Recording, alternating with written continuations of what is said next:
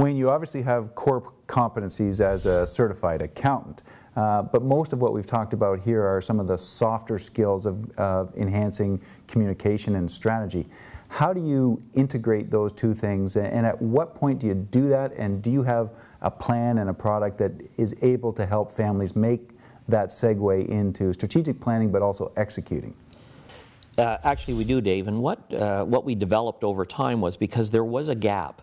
There was a gap between allowing entrepreneurs who quite often don't have a background in finance to understand where they are financially in a very simple way, to be able to know what the possibilities are for some of the things that they may want to do. So what we, over time, developed is a business health profile. Rates the financial health of a business from 0 to 5. And there's 3 components to it. It's how strong is their business model in generating free cash flow? How stable is their business? So if there's a downturn in the economy or some unknown event, or even if it's just growth, how stable are we able to sustain the bumps in the road that will come with business? And they're always going to come. You just don't know when or what they're going to look like sometimes. And then liquidity. Liquidity, you have to have liquidity to be able to pay the bills as they come due. But again, integrated with cash flow and the stability, those 3 things are going to give us how healthy is that business. So our starting point will be, where is the business starting from?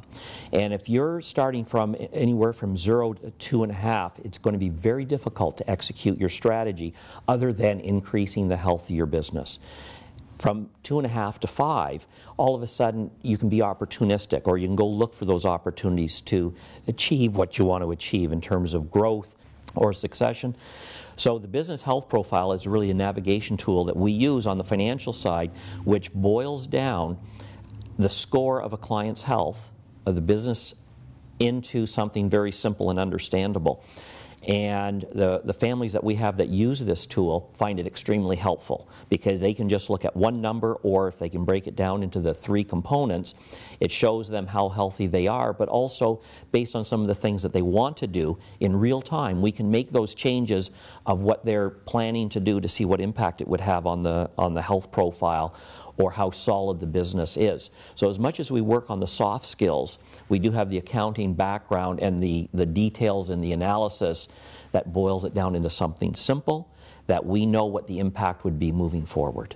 So you've married the bumps in the road of the business with the bumps in the road that inevitably happen to families, and you help put that roadmap together to get people working better for the long haul. Can I ask you, as a concluding thought, with the tools you're giving families, are you more optimistic than ever about the success of business families, the clients that you've interacted with?